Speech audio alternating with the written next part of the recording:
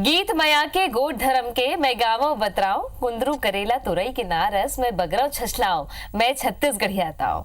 जय जोहार गीत संगीत के गुड़ी छत्तीसगढ़ के रंग मापन के स्वागत है। मैं हूं आप मन संग तृप्ति सोनी।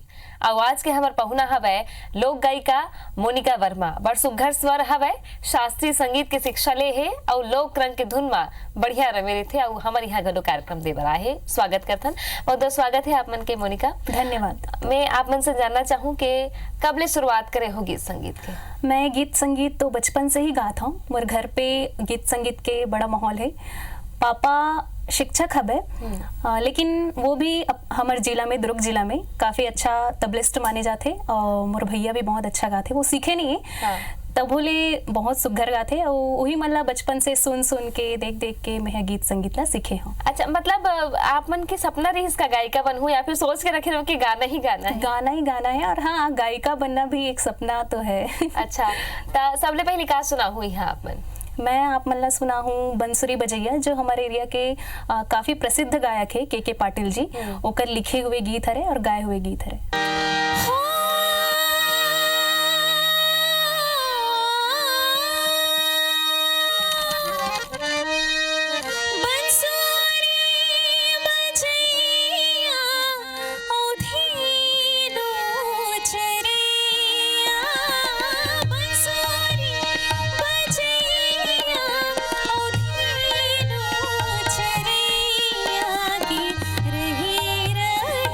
सुरता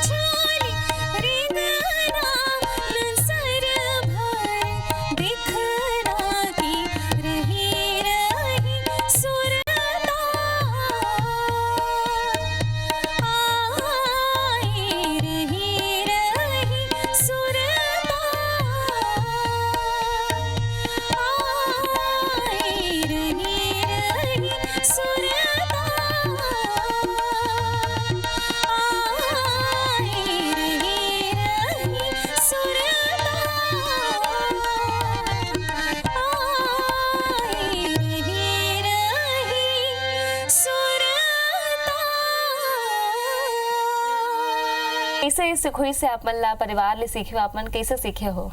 पहले तो मैं गात नहीं रही हूँ, काफ़ी शर्मीली लड़की रही हूँ, संकोची भी हूँ, अभी भी हूँ। हाँ।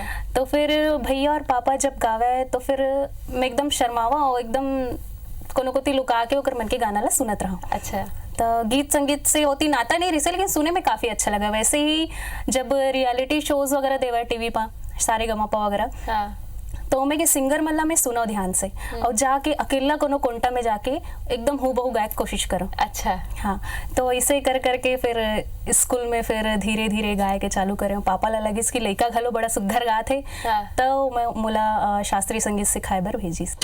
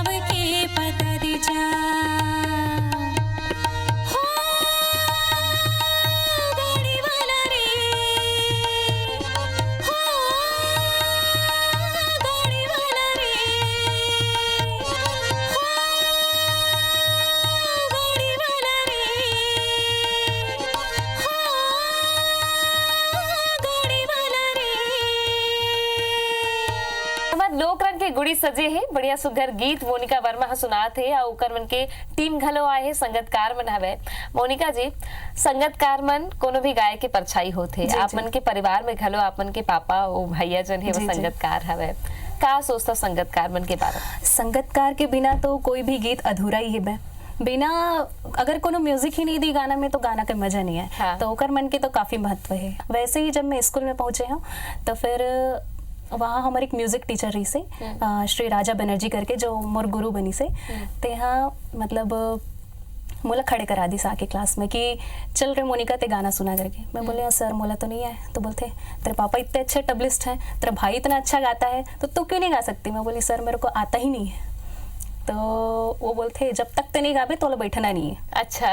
अब इतनी कुआं इतनी खाई वाला बात हो गई। हाँ। मोला गाना सुनाना छे लेकिन डर रहा तरी से मैं गाऊँ तो मोर क्लासमेट मन सब हंसी। फिर भी धीरे धीरे करके करके एक लाइन बस सुनाया हो। ओकर बाद वो म्यूजिक टीचर है पापा से बात करी से कि तोर लइका ला शास्त्रीय संगीत सिखा।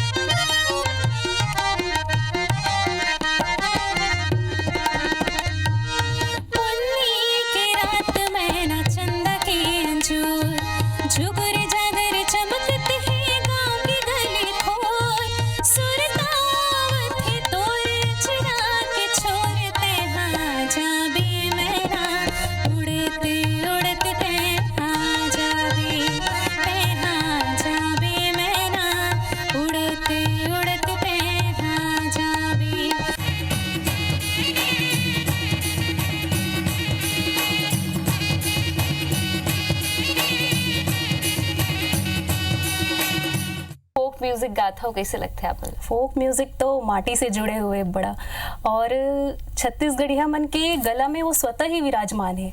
ओला गाय में सुने में बड़ा सुघर लगते, बिल्कुल मजा ही आ जाते ओला गाय में।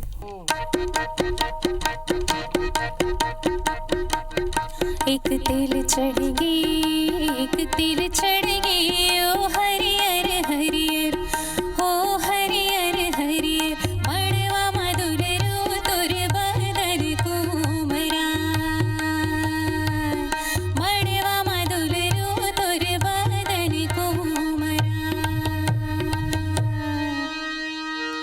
बर तेरी खड़े है बरतिया, बर तेरी खड़े है बरतिया की, रिम तेरी खड़े है कहाँ, ईसन सयानी हृदया, ऐसन सयानी हृदया की, चलो चलो कहीं थे बारात की, चलो चलो कहीं थे बारात, चलो मन बांसुरी बजाए जी हाँ मोहनारी, राधा रानी नाचे रुम झुम,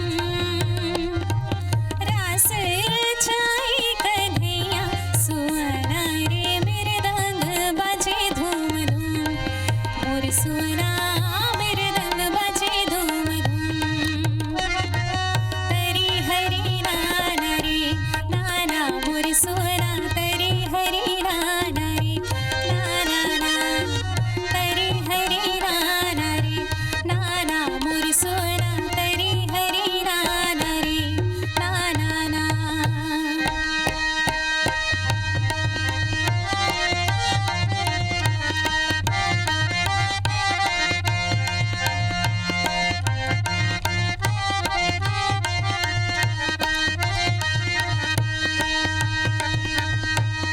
जोहर जोहर मोर गौरा देवता की, सेवर लागो मैं तोर, जोहर जोहर मोर गौरी देवी की, सेवर लागो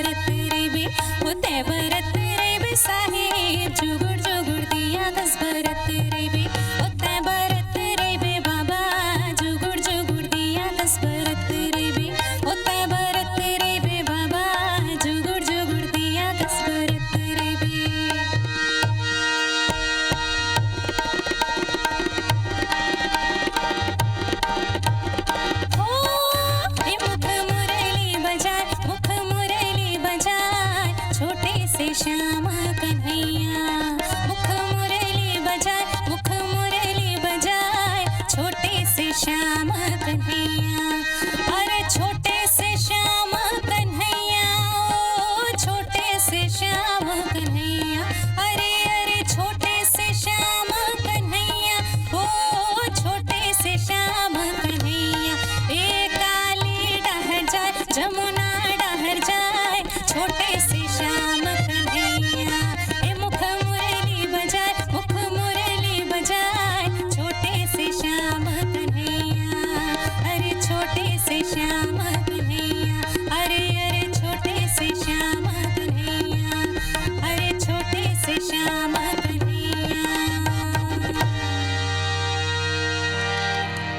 आप मन जो नहीं कहाँ कहाँ अभी तक प्रस्तुति दे हो और लोगन के माया मिलथे त कैसे लगथे आप मन? मैं हाँ छत्तीसगढ़ राज्य में बहुत जगह प्रस्तुति दी हूँ और छत्तीसगढ़ राज्य के बाहर भी दी हूँ। और एकरी बदौलत ये जो छत्तीसगढ़ी जो गायन करत हूँ ओकरी बदौलत मोला एक डायरेक्टर सुनी से और मैं हिंदी पिक्चर में भी 3 गाना गाए हूँ और वो पिक्चर जो है वो ये 2019 के लास्ट में निकली। और एक साथ ही ओकर पहली छत्तीसगढ़ी सिनेमा में मोला मतलब कोनो जगह नहीं देत रही से। एक स्टूडियो से दूसरा स्टूडियो, दूसरा से तीसरा स्टूडियो घूमत रहा मैं स्ट्रगल, लेकिन कोनो जगह नहीं देत रही। लेकिन जब से हिंदी पिक्चर में गाए हूँ छत्तीसगढ़ी सिनेमा में भी मोर एंट्री हो गई।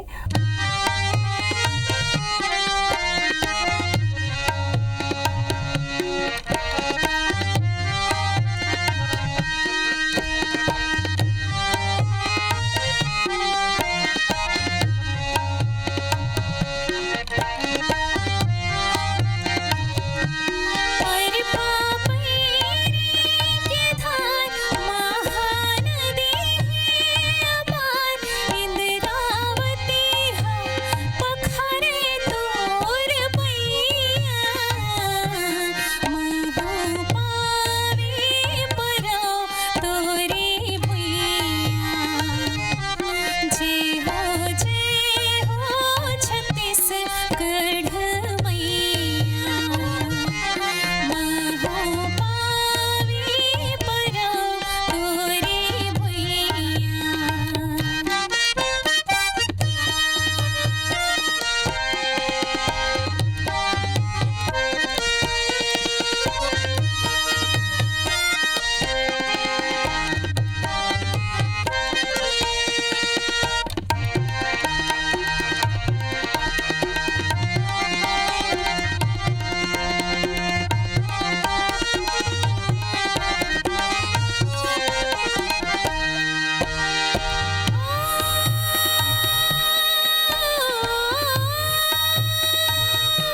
सोहे बिंदिया सही घाट डोंगरी पहाड़। सोहे बिंदिया सही घाट डोंगरी पहाड़। चंदा सूरज बनी तोरी नैना। सुलघा धार है लुगरा हरियर है रंग। तोरी बोली हवे सुखर मैना। अचरा तोरे डोलावे पुरवैया। महु पावे परो तोरी भुइया। जय हो छत्तीसगढ़ मैया। जय हो छत्तीसगढ़ मैया। जय हो छत्तीसगढ़ मैया।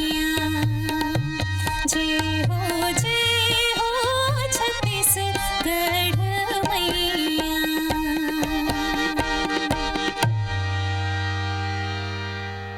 अच्छा आप मन यहाँ आए हो, बढ़िया सुकर सुकर प्रस्तुति आप मन दे हो, कैसे लगी से आउ IBC 24 के कार्यक्रम छत्तीसगढ़ के रंग के बारे में का कुछ कहना चाहो? यहाँ जब मैं गायन करत रही हूँ तो मतलब बड़ा आनंद आत रही से। आप मन के साथ मिले हो जुले हो, बड़ा अच्छा लगे, बड़ा सुघर लगी से। और आप मन जो ये पहल करे हो छत्तीसगढ़ी लोक संगीत ला लोगन मन के सामने लाए बर, ये बहुत अच्छा पहल है। मोला तो लगता है कि हर झन ला छत्तीसगढ़ी बोली में ध्यान देना चाहिए और गीत गाना ला सुनना चाहिए। बहुत बहुत धन्यवाद आप मन के हमारे संग जुड़े हो और प्रस्तुति देते कर बर। धन्यवाद आपके। झुरझुर कही थे झरना सबरदिन, मैं संगीत के बानी हूँ। छत्तीसगढ़ के रंग है कद को, मैं संघर्यो भागमानी हूँ। छत्तीसगढ़ के रंग में आज बरतकेश फिर आपन ला हमारे कार्यक्रम कैसे लगते है बताए बर जन बुलाहू। एक बार आपन हमारा चिट्ठी लिख सकत हो, फेसबुक और ट्विटर के माध्यम ले घलो अपन संदेश हमारे तक पहुंचा सकत हो। मोला दबिदा, जय जोहार।